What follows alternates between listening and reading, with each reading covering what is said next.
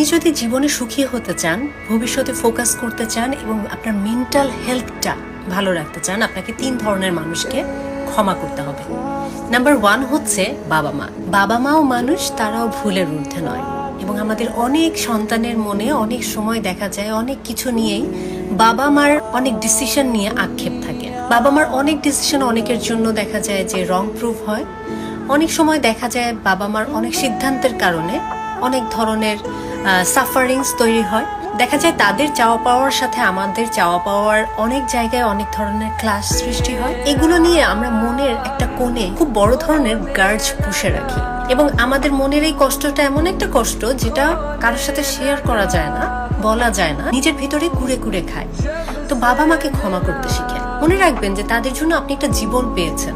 জীবনটাকে একভাবে কাজে লাগাতে না পারলে অন্য কোনো ভাবে নিশ্চয়ই লাগানো সম্ভব। বাবা মাকে ক্ষমা করতে পারলে দেখবেন জীবনটা অনেক সহজ হয়ে যাবে, মনের ভার অনেক কমে যাবে, আপনি অনেক সুন্দর করে লাইফে ফোকাস করতে পারবেন, গ্র্যাটিটিউড ফিল করবেন। নাম্বার 2 হচ্ছে আপনার প্রাক্তন। সেটা হতে পারে গার্লফ্রেন্ড, বয়ফ্রেন্ড, হাজব্যান্ড, ওয়াইফ, যে কেউ। হয়তো আপনার জীবন থেকে চলে গেছে একটা বিটার মেমোরিজ আপনাকে দিয়ে গেছে, অনেকের অনেক বাজে ধরনের এক্সপেরিয়েন্স হয়। আসলে দুই দিকের সিঙ্ক না হলেই তো একটা সম্পর্ক ভেঙে যায়। কিন্তু খারাপ ওই গার্জটা যত আপনি পুষে রাখবেন, নিজেকে তত বেশি বিট্রেড মনে হবে, নিজেকে তত বেশি মনে হবে যে আপনার সাথে খারাপ কিছু হয়েছে। নিজের ভেতরে আপনার এক ধরনের নেগেটিভিটি তৈরি হবে, নিজের কনফিডেন্সটা নষ্ট হবে। প্রাক্তনকে ক্ষমা করতে পারলে দেখবেন মনের ভিতরে ওই যে তাকে নিয়ে পুষে রাখা টক্সিক চিন্তা ভাবনাগুলো দূর হয়ে যাবে এবং নিজের প্রতি আপনার একটা কনফিডেন্স ফিরে আসবে। যেহেতু জীবন আপনি নতুন ভাবে শুরু করার জন্য এই সম্পর্ক থেকে বের হয়ে আসছেন, তো পুরানো এই বার্ডেন আর বয়ে বেড়াবেন না। নিজের ভেতর থেকে ক্ষমা করে দিতে পারাটাই হবে আপনার জন্য সব থেকে বেস্ট ডিসিশন। এবং সর্বোপরি যাকে আপনার ক্ষমা করতেই হবে সে হচ্ছে আপনি নিজে। নিজেকে নিজের ক্ষমা করতে শিখতে হবে। আমরা অনেক সময় দেখা যায় অনেক মানুষই সেলফ গিল্টিতে ভুগে নিজেদের জীবনটাকে একদম বিষিয়ে তুলি।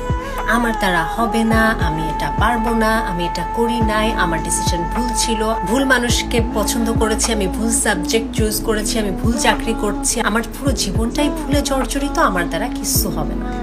যত আপনি এই নেগেটিভ অ্যাফার্মেশন দিবেন আপনার নিজেকে, আপনি নিজেকে নিজেই শেষ করে ফেলছেন। মানুষের ওয়ার্ডস গুলো ভীষণ পাওয়ারফুল এবং আপনাকে সেটা নেগেটিভলি ইম্প্যাক্ট ফেলছে, আপনি হয়তো নিজেও জানেন না। নিজের ভিতরের পোটেনশিয়ালিটিটাকে বুঝতে হলে, এক্সপ্লোর করতে হলে আপনার নিজেকে ক্ষমা করে দিতে হবে। নিজের সাথে এত হার্ড হবেন না।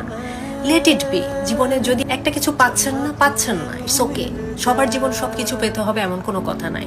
একটা হচ্ছে না আর একটা হবে। নিজেকে ভালোবাসেন, নিজেকে ক্ষমা করেন, জীবনটা অনেক সহজ এবং সুন্দর হবে। এবং খেয়াল করলে দেখবেন এই 3টা জায়গাতেই আপনি ক্ষমা করেন বা না করেন, অপর দিকের মানুষটা কিন্তু জানবেও না, বুঝবেও না, কিন্তু জিনিসগুলো ভিতরে ভিতরে আপনার আত্মবিশ্বাসকে নষ্ট করছে, আপনার সেলফ রেসপেক্ট, সেলফ এস্টিমের জায়গাটাকে, কনফিডেন্সের জায়গাটাকে নষ্ট করছে। ক্ষমা করে দেখেন, আপনি অবশ্যই একটা পজিটিভ চেঞ্জ আপনার লাইফে দেখতে পারবেন। Try it out and let me know. Thanks for watching. By.